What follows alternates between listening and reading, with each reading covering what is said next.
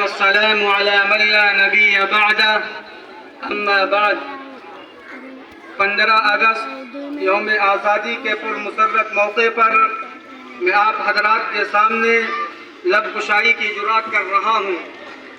اس ملک کے اندر بسنے والے لوگ جس طریقے سے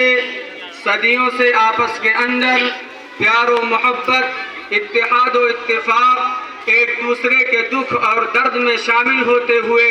اپنی زندگی کو گزار رہے ہیں، آج بھی ہندوستان میں بسنے والے لوگ یہی چاہتے ہیں، اسی طریقے کے اوپر اپنی زندگی کو گزارنا چاہتے ہیں۔ اس ملک کے اندر مختلف مذہب کے لوگ رہتے ہیں، ہمارا مذہب الگ ہے، ان کا مذہب الگ ہے، ہماری عبادت کا طریقہ الگ ہے، ان کی عبادت کا طریقہ الگ ہے، لیکن اس کے باوجود بھی ہم تمام کے تمام ایک اللہ کے بندے ہیں اور ایک اللہ کی عبادت کرنے والے ہیں۔ اس ملک کے اندر ایک دوسرے کے دکھ اور درد میں شریک ہوتے ہوئے ہم اپنی زندگی کو گزارنا اپنا مذہبی فریضہ سمجھتے ہیں، اس لیے کہ یہ ملک اگر زندہ رہے گا تو آپس کے پیار و محبت سے زندہ رہ سکتا ہے۔ اگر یہ پیار ختم ہو گیا، اگر یہ ایک دوسرے کا تعلق ختم ہو گیا تو یہ ملک کبھی بھی زندہ نہیں رہ سکتا، یہ ملک کبھی بھی آگے نہیں بڑھ سکتا۔ اس ملک کی آزادی کے لیے جو قربانیاں دی گئی ہیں وہ صرف غیر مسلموں نے نہیں دی، وہ صرف سکھوں نے نہیں دی، وہ صرف کسی دوسرے دھرم کے ماننے والوں نے نہیں دی، بلکہ تمام لوگوں نے، چاہے مسلمان ہو، ہندو ہو، جینی ہو، سردار ہو، دوسرے تمام کے تمام مذہب کے ماننے والے جو اس ملک کے اندر رہ رہے ہیں، ان تمام نے ایک بند مٹھی کی طرح جب باہر نکلے تو یہ ملک انگریزوں کی غلامی سے نجات پا سکا ہے۔ اگر یہ تمام کے تمام لوگ ایک بند مٹھی کی طرح باہر نہ نکلتے اور ایک جگہ آ کر انگریز کا مقابلہ نہ کرتے تو یہ ملک کبھی بھی آزاد نہیں ہو سکتا تھا۔ ہمیں یہ کہنے میں کوئی دشواری نہیں ہے کہ ہمارے بڑوں نے، ہمارے علماء نے، ہمارے بزرگوں نے جو قربانیاں اس ملک کے لیے پیش کی ہے، دوسرا کوئی بھی اس قربانی کو پیش نہیں کر سکتا۔ ہمارے علماء نے، ہمارے بزرگوں نے 150 سال تک اپنی قربانی کو اس ملک کے لیے پیش کیا ہے، پھانسی کے پھندوں کو چوما ہے۔ آپ تاریخ کو اٹھا کر دیکھیے، دہلی سے لے کر پاکستان کے خیبر تک کوئی درخت ایسا نہیں تھا جس درخت کے اوپر کسی مولوی کی گردن نہ لٹک رہی ہو۔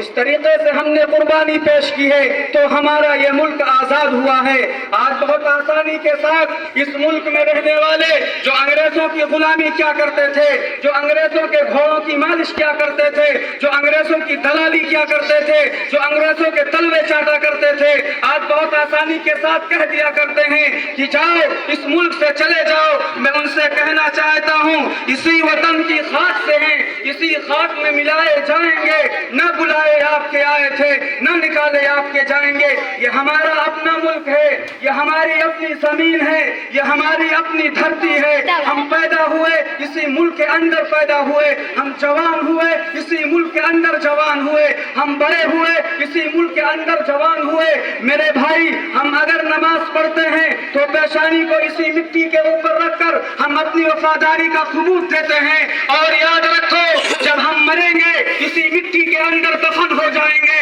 کوئی ہم سے ہماری وفاداری کا ثبوت نہ مانگے۔ ملے گی منزل مقصود، یہ ایمان رکھتے ہیں، ہم اپنی رہنمائی کے لیے قرآن رکھتے ہیں، وفاداری وطن سے ہو یہی اسلام کہتا ہے، ہم اپنے دل کے ہر گوشے میں ہندوستان رکھتے ہیں۔ آج حکومت کے اوپر بیٹھے ہوئے لوگ مسلمانوں کے ساتھ ناانصافی کر رہے ہیں، مسلمانوں کو مار رہے ہیں، مسلمانوں کو کاٹ رہے ہیں۔ ملک کے اندر ہندو مسلم اتحاد کو جو پارا پارا کر رہا ہے، ہندو مسلم اتحاد کو جو ملیا میٹ کر رہا ہے، جو اس ملک کے اندر بسنے والے لوگوں کو مار رہا ہے، کاٹ رہا ہے اور ان کو جلا رہا ہے، آپ ان لوگوں کے اوپر پابندی کیوں نہیں لگاتے ہو؟ آپ ان لوگوں کے اوپر پابندی نہ لگا کر شریعت آپ کو مل گئی، مسلمان آپ کو مل گیا، اللہ کا نام لینے والا آپ کو مل گیا، آپ شریعت کے اوپر قانون بناتے ہو، مسلمانوں کی شریعت، مسلمانوں کے دین، مسلمانوں کے مذہب کے اوپر آپ پابندی لگانے کی کوشش کرتے ہو، تو یاد رکھو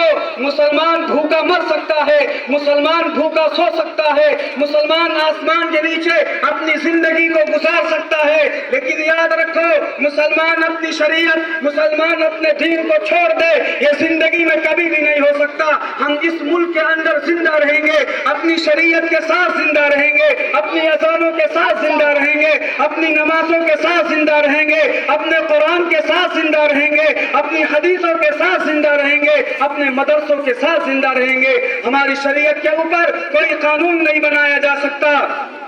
ہمارے ملک کے اندر جو قانون ہے وہ قانون ہمیں اس بات کی اجازت دیتا ہے آپ اپنے مذہب کے مطابق عمل کریں، مسلمان اپنے مذہب کے مطابق عمل کریں، جینی اپنے مذہب کے مطابق عمل کریں، ہر دھرم کا ماننے والا اس ملک کے اندر اپنے مذہب کے مطابق اپنی زندگی کو گزار سکتا ہے، یہ ہمارا قانون ہم کو اجازت دیتا ہے۔ یاد رکھو شریعت کے اوپر کوئی قانون نہیں بنایا جا سکتا، شریعت کے اوپر کوئی سمجھوتا نہیں ہو سکتا۔ اگر تم شریعت کے اوپر قانون بناؤ گے اور اگر تم ڈراؤ گے، گولیوں سے ڈراؤ گے، سولیوں سے ڈراؤ گے اور کہو گے ہم تم کو بند کر دیں گے، نہیں تو شریعت کے خلاف اپنی زندگی کو گزارو، تو یاد رکھو مجھے غم نہیں کہ میں لٹ گیا، فقط اعتبار پہ شہر میں ہر ایک شخص پہ شک کروں، یہ میرے گاؤں کا چلن نہیں۔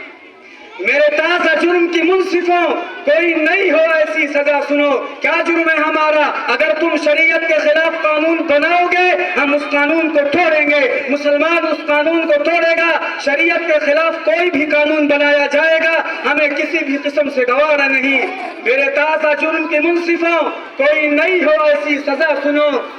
یہ سولیاں میرا کھیل ہے مجھے خوف و دار و رسن نہیں۔ اس ملک کے اندر تمام کے تمام لوگ محبت اور ایک دوسرے کے دکھ اور درد میں شریک رہتے ہوئے اپنی زندگی کو گزار رہے ہیں۔ 70 سال ملک کے اندر ہو گئے، کوئی مسئلہ نہیں بنا، 3-4 سال کے اندر سارے مسائل اٹھ کھڑے ہوئے، کون کیا کھائے گا، کون کیا پیے گا، کون کیا پہنے گا، کون کس طریقے سے زندگی گزارے گا۔ میرے بھائی ہم تو نہیں کہتے تم کیا کھاتے ہو، تم کیا پیتے ہو، جو تمہارا مذہب کہے، جو آپ کا دین کہے، جو آپ کا دھرم کہے آپ اس کو اپنائیے، جو ہمارا مذہب کہتا ہے ہم اس کے مطابق اپنی زندگی کو گزاریں گے، اس کے درمیان میں کوئی سمجھوتا نہیں ہو سکتا۔ باطل سے ڈرنے والے اے آسماں نہیں ہیں ہم، 100 بار کر چکا ہے تو امتحان ہمارا، توحید کی امانت سینوں میں ہے ہمارے، آسا نہیں مٹانا نام و نشاں ہمارا۔ وآخر دعوانا الحمدللہ رب العالمین۔